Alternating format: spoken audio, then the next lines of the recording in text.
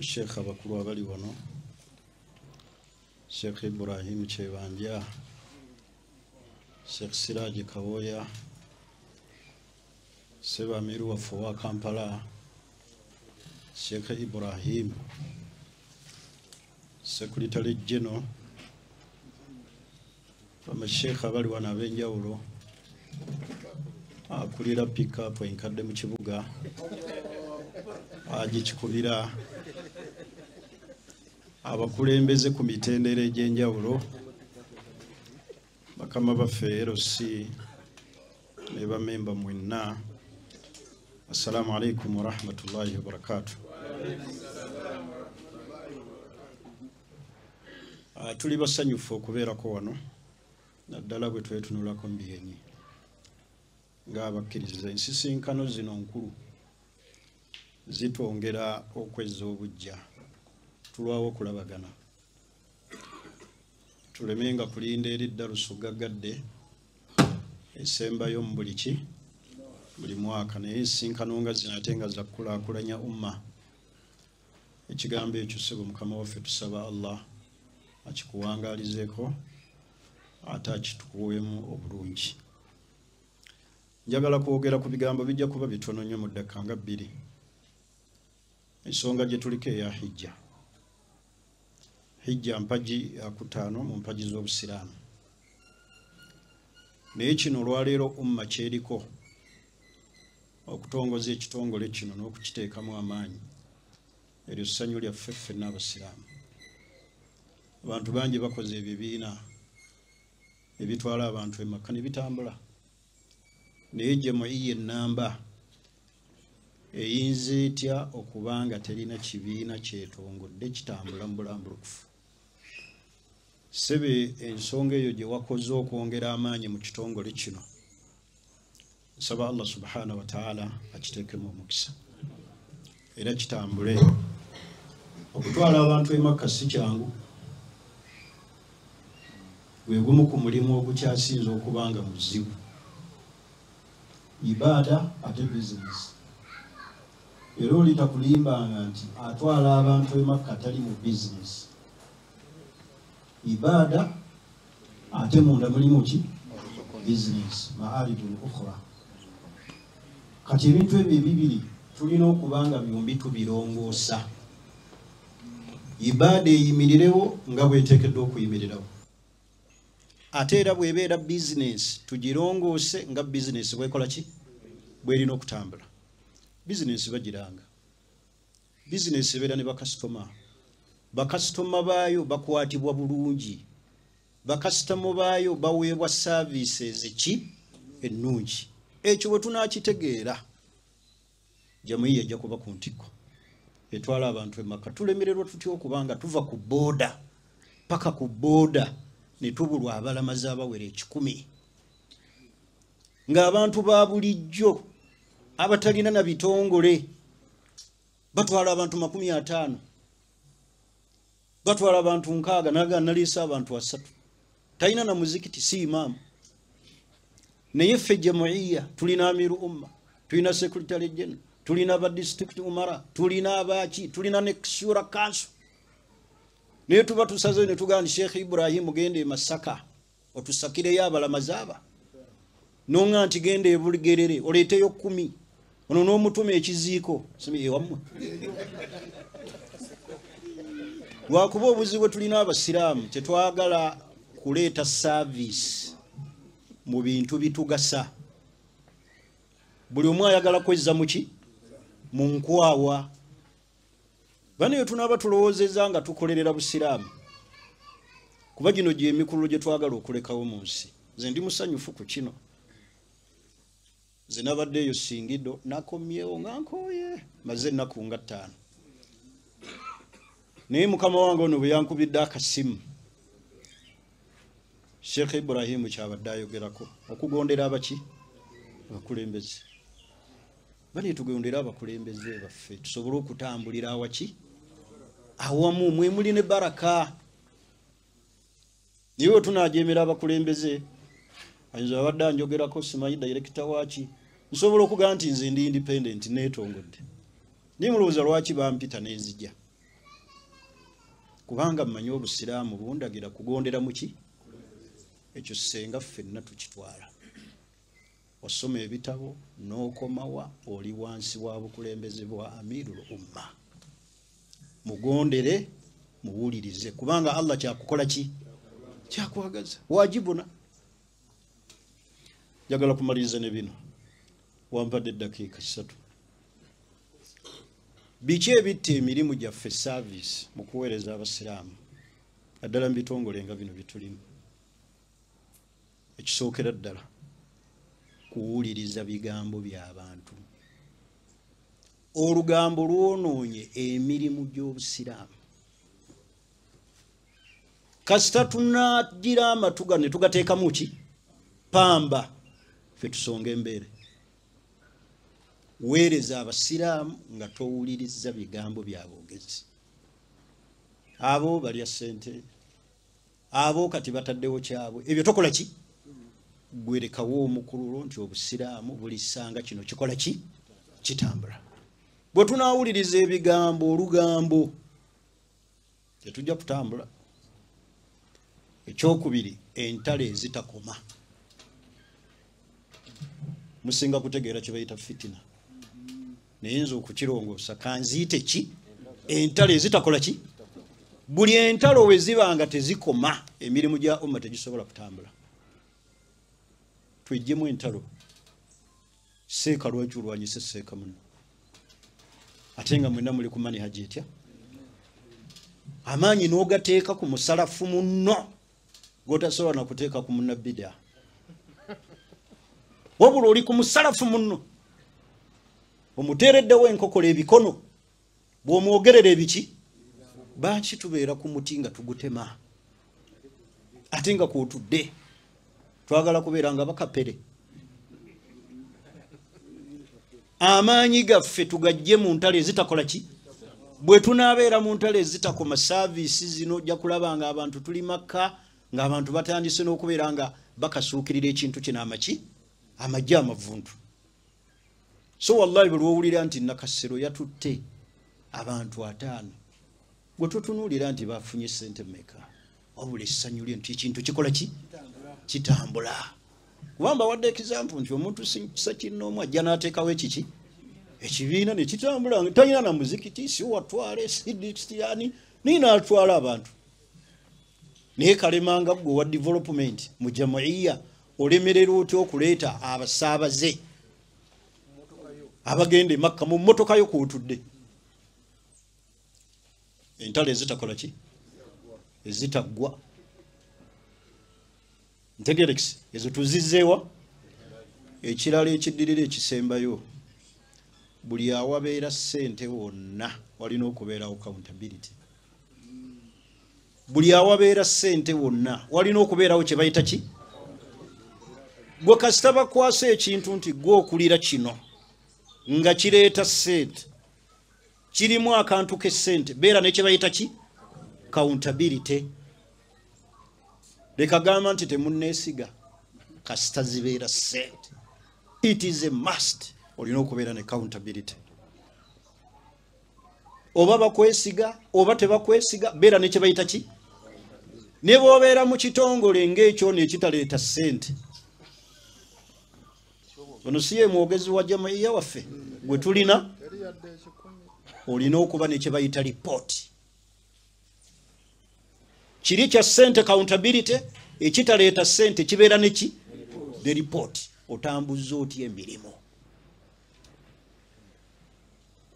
kati abantu baffe betugenda nabo e Makka oba kugamba nti tuwe ku lipooti tutegeera abantu batambudde batya abavudde mu umura ya Desemba mu umura ya Ramambwani leka kusuubira nti tebanneesiga mumbuuza byaki n'otandikawo entalo ezitakola ki oba muntegedde manyi mutera nnyoga nti njogera ate ne mbalinnyirira naye nga mpa magezi ku ntambuza y'ebiki y'ebintu tulina okubeera ne accountability buli awali ssente kubanga zezoogeza ennyo abantu ebiki ebigambo bw'oba oweereza mu kitongole entambuza y'emirimu beera ne ripooti emirimu gino gitambudde gitya n'alijja oluvannyuma mu woofiisi alisanga ebintu ebadde bikola ki ebadde bitambula.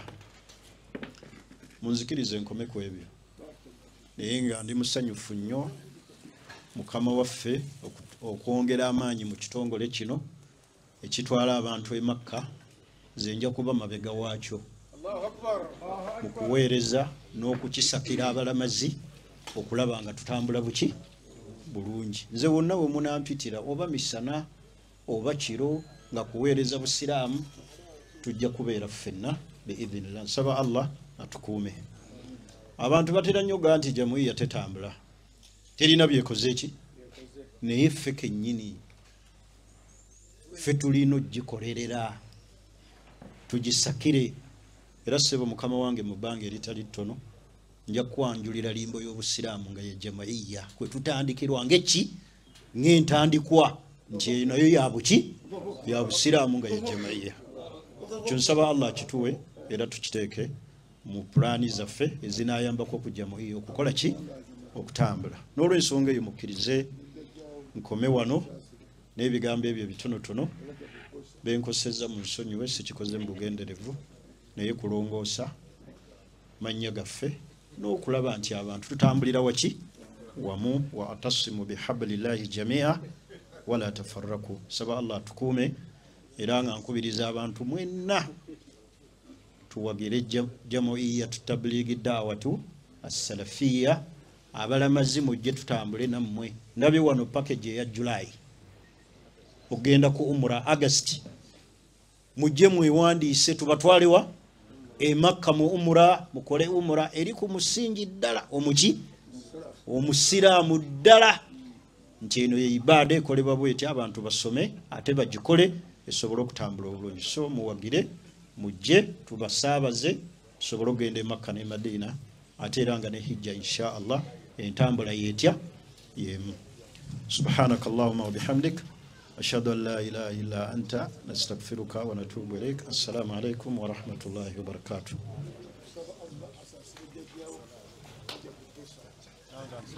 Wa alaikum assalam wa rahmatullahi wa barakatuh. Takbir. Tuyanziza sebo mukadde waffe director wa sharia atenga director wa social affairs mu Jamia Tabligh Dawa Salafiyya. Njagadde kukyusa kibula kati nkolereko eno.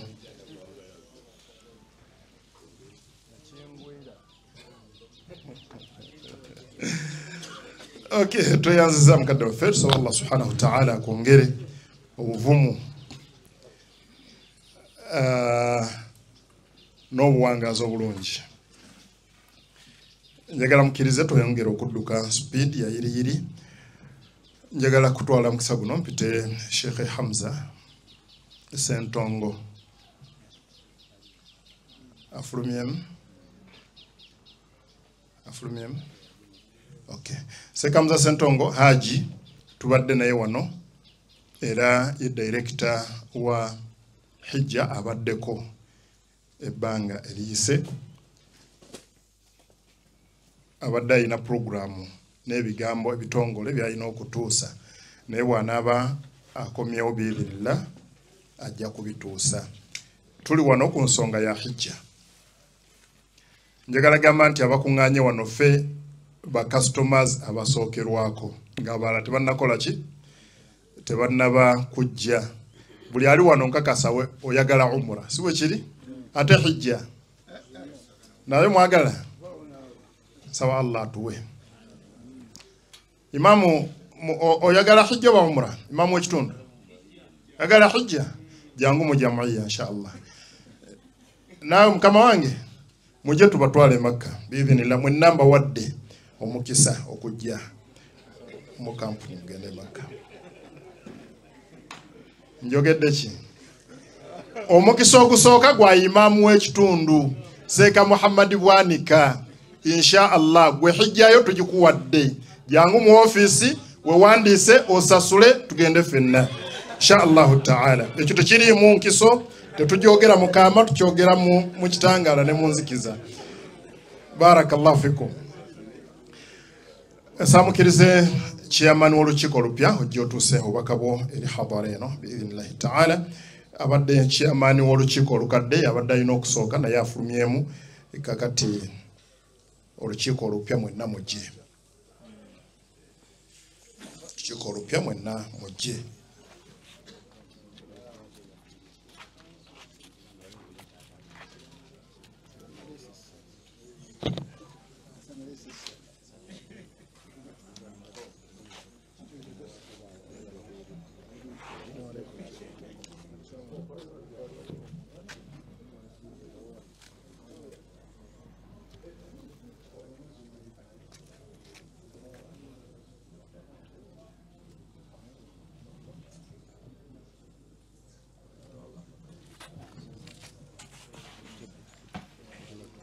Mujje wane wali mimbali khutubate mu atabu albuyuta min abwabiha. Mashallah. Mugaga kwata neguno.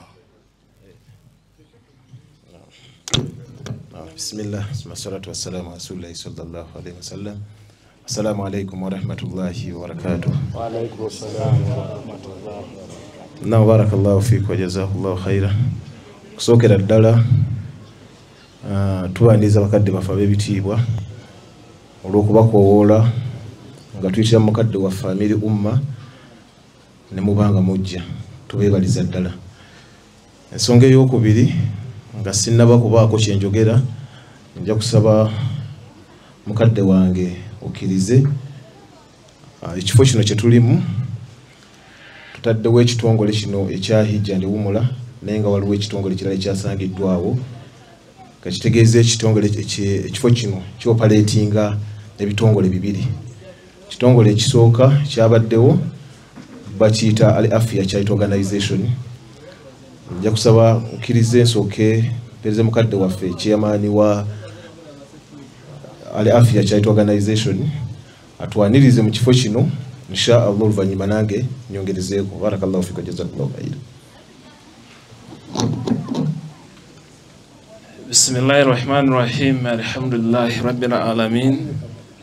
Wassalatu wassalamu ala Rasulillahi sallallahu alaihi wasallam wa alihi wa ashabihi ajma'in. Amiri umma, abagenyi baffe ab'enjawulo, basheyi baffe ab'ekitiibwa, n'abo abatweyonzeeko ku lunaku olwaleero, assalamu alaikum wa rahmatullahi wa barakatuh. Tuli basanyufu nnyo okutweyungako olunaku olwaleero nga kimu mu bitweyunzisa wano kwe kuba nga gwe mutima omulungi gwe tuyina eri umma.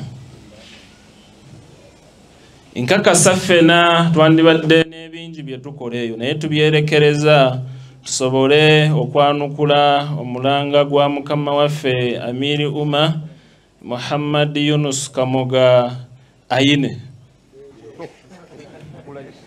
Erinnya eryo lyafaayo nnyo era batono nnyo abalimanyi okujjako abalina irimu nga gy'alina n'abasome be biidhinillah.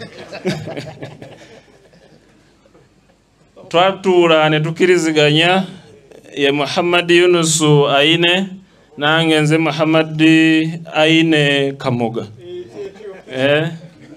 So mukadde waffe tuli basanyufu nnyo okutwegattako oba okubeera naawe ku lunaku olwaleero.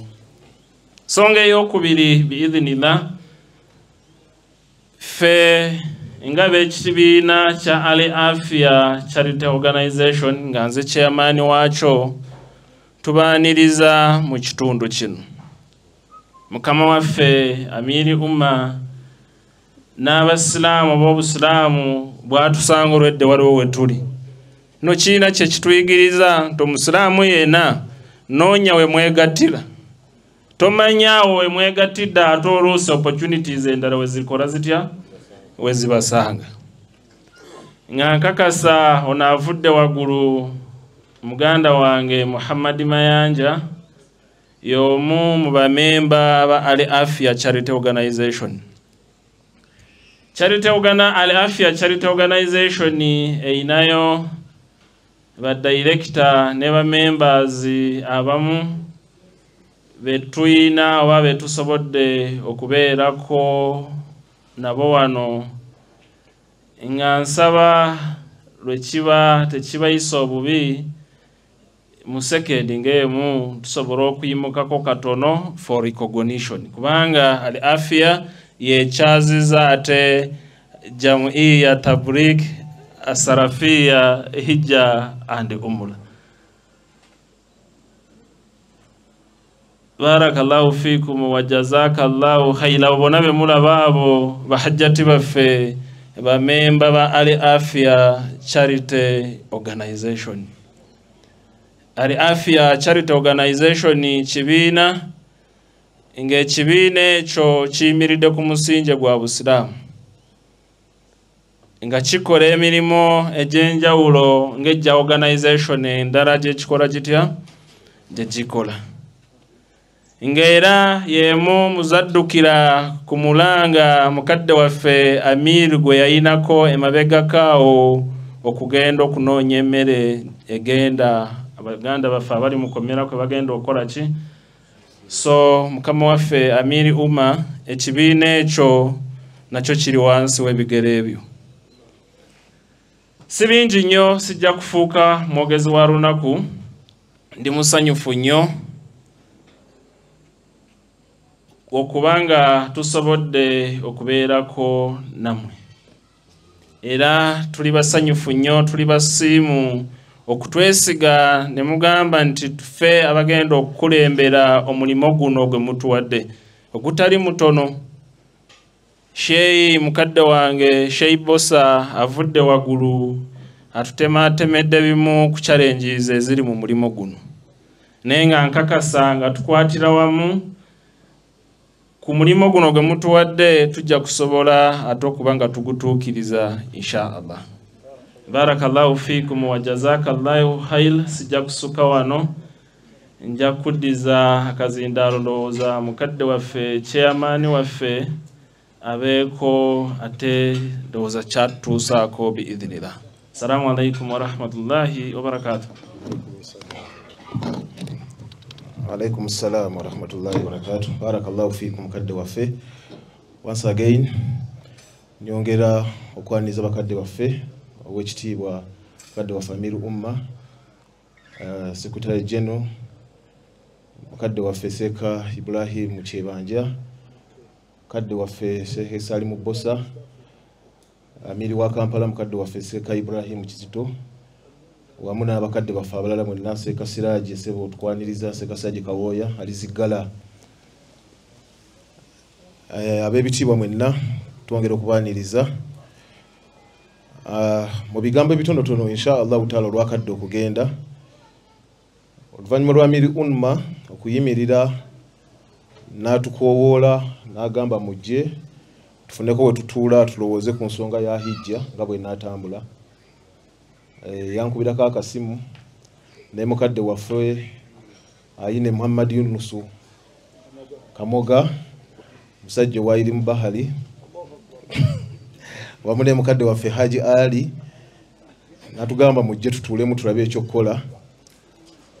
Nga bw'omanyi nti omukulu bw'alagira ebiseera ebisinga buli bw'ogaana oba okoze omusango, era nga budde mukadde waffe Seeka Bosa ng'agamba okugondera abakulembeze ekintu kikulu, so ne tugondera Amiri tugamba katutambule naye mu buli mbeera yonna gy'aba tutaddemu.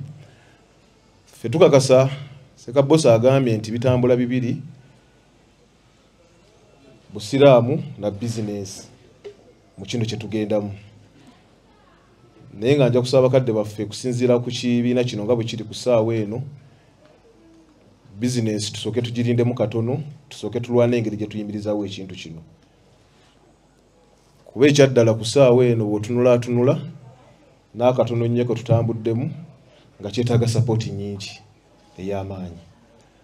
Si kyokka kyokka support yokka, olukungaana luno twadde tulubaze nga lulina okubeerako bakadde baffe bayitirivu nnyo ba Amiri Umma, ba Amiri Umala,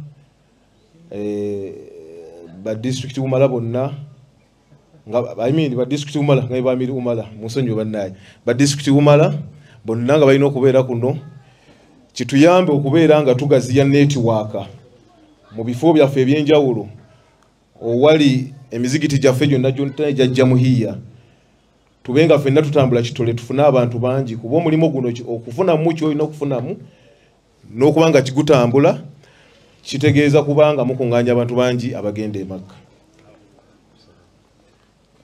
Ab'ebitiibwa baganda bange batukwasiza omulimu guno, nsaba mukkirize obuvunaanyizibwa bwe batuwadde okusookera ddala tusooke tugutambuze nga tulwana okuggyayo ekifaananyi ekituufu ekya Jamiyat Tablighi Dawat Salafiya.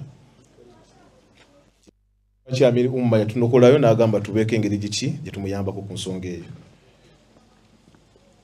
Oluvannyuma Amiri Umma yatwanjula olukiiko lwataataddeko abantu 5 ku nsonga ya hijja.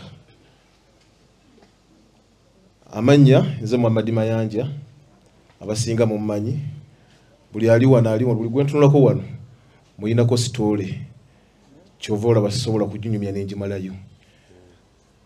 Kati buli ali wano ate mmanya nyinako sitoole, badde okimanyi kya Amiri? Mukadde waffe Alhaji Ali Sali omuko, tusaba inshallah asooka batole ku salaamu. Assalamu alaikum wa rahmatullahi wa barakatuh. Mukkirize ne mukadde waffe ayine addemu abatolere ku salaamu. Assalamu alaikum wa rahmatullahi wa barakatuh. Assalamu wa rahmatullahi wa barakatuh. Oluvannyuma Amiri yatugattako mukadde waffe era Haji Ali. Lukiiko luno lulimu ekyenjawulo. Mulimba Muhammad 2 ne ba Ali 2. Kati byansoberedde mukadde watukiza tutule ku salaamu inshallah taala. Assalamu alaikum wa rahmatullahi wa barakatuh. Assalamu wa rahmatullahi wa barakatuh. Oluvannyuma lw'olukiiko luno kubanga aluwadde abantu bano n'atuteekako omuwalimu ajja okubanga yatambuza ensonga z'ekiwalimu. Waffe nanga bwe tuli wano abasinga tetuli bawalimu. Okujjako tuteekamu magezi n'amaanyi n'ebikolwa byonna, naye nkusinga tuli bawalimu. Mukadde waffe tabaddeewo nga ddali tuba tulina okubeera naye wano, bangambye afunyeemu yafiiriddwa ensonga lwaki tazze wano, naye nga tuli wamu naye Sheikh Abdallah Habibu Abdallah inshallah taala, naye ali ku lukiiko luno ng'omuwalimu waalwo. Amiri nja kusaba inshallah bakunaabeera okukkiriza nga bwe kiri nti yegwa Amiri Umma era goyina oda esembayo mu Jamiyat Tablighi Dawat Salafiya, okkirize nti olukiiko luno ijje eno neewumula ekitongole kino buli muwalimu yenna yenna kwatako alina okubeera nga mutwawafu waakyo. Era ssebo tujja kukkiriza gojja okuba ng'olagira nti luutu eno seekono yalina okutwala abantu bano, seekono yalina okutwala abantu bano, tuleme kubeera nga tutomera. Era ssebo inshallah ssebo tukusaba ekintu ekyo okkirize obenga otunokolerayo ku bawalimu, kuba tuyinza okugamba nti Seeka Habibu Abdallah lwetajja kgenda nga tulina okutunulayo omuntu ajja okgenda nga ate gwe olina omulagira, kuba abantu balina ebyokukola bingi, abantu balina pulogulaamu zaabwe. Naye buli bawulira ekigambo kyo nga Seeka Bosa bwagambye ti adde mukoowu nnyo, naye olw'okugondera omukulembeze najja wano. Kati so ensonga eyo Amiri mbadde ngikutaddemu naye inshallah Allah kugondeze. Ekyokubiri kye tusuubira ffe nga ffe, tusuubira okuteekamu amaanyi. Kyo kye tusuubira n'okugezaako okolagana ne bakadde baffe abalala abatusinga experience, abatusinga okumanya, abalina abantu abangi, naddala abaagaliza Jamiyat Tablighi Dawat Salafiya. Tusuubiza nti tujja kukolagana nabo buli mbeera yonna. Era inshallah Amiri tujja kukkiriza tukutawaanye mu maaso awo, tukoleko tuwa naawe mu bifo ebyenjawulo, yonna gye batumanyi gye balina obuwagizi gye olina obukulembeze gye bakuwulira tulabe engeri ki gyetusobola okukwataganya omulundi gumu ffenna tubanga tutambulira mu kintu kimu. Osanga n'abayina ebibiina ebirala abava ku jamuhiya bayinza okuwithdraw baga nti tuddemu tutambule mu jamuhiya. So ku byebimu kwe tulowooza byebyo okusookera ddala kunoonya ngeri gye tukwatagana n'abantu abangi, kunoonya abantu abadde batuvaako nga bo balaga nti tetulina maanyi ge tulina, tulabe tubazza tutya okubanga tutambula nabo, n'okwongera okwagazisa abantu okutambulira mu jamuliya tabulika dawata salafiya. So byebimu bye tulowooza okutandikirako, era pulogulaamu yaffe esooka gye tusuubira, si gye tusuubira gye twafulumizza ya mu gwa 8 insha Allahu taala okubanga tutambula mu umura y'omu gwa 8. Kano ensonga etulaba abakadde bafa ebitiibwa mwenna abali wano abazze n'abataliiyo n'abali ku mikuo n'abali ku mikutu mwenna, insha Allah entandikwa yeeno ey'okubanga tusobola okuba nga tukwataganira wamu ne tuddamu ne tusitula ekibiina kyaffe kino ekyajjamu etabuliika dawata salafiya. Ekisembayo kyakusiima abakadde bafe ab'ebitiibwa ababadde mu kitongole kino nga bakitambuza. Mwattu Abaganda bagamba nti atamukutte yagamba, kati atamukutte ku ssaawa eno yagamba nti byangu, naye bw'otuula mpolampola n'obabuuza abakadde bafe bagamba naye kiri kitya gye tulaga kiri kitya. Osanga omuntu nga simukkiriza mulungi agamba owedde, naye omukkiriza agamba nti wallahi weesigame Allah era teekamu amaanyi byonna bisoboka. Naye ng'agamba weesigame Allah naye yennyini agamba nti bwaddamu bali agamba nfa. Oba kitegeeza Amiri, kati atamukutte yagamba, kati naffe tugenda mumukwata twogere nti ekyo kyennyini kye tulimu. Bwe kiba kirungi tusaba Allah ateekemu baraka, ebinaagaana tusaba Allah era atwanguyize tube nga tubitambuza inshallah taala. N'olw'ensonga eyo mbadde nvayo nga ngamba bakadde bafe b'ekitiibwa wadde tebaliiwo Seekaamuza Ssentonga abadde wano, mukadde waffe Secretary General Sebo tolya ku bantu salaamu Sebo.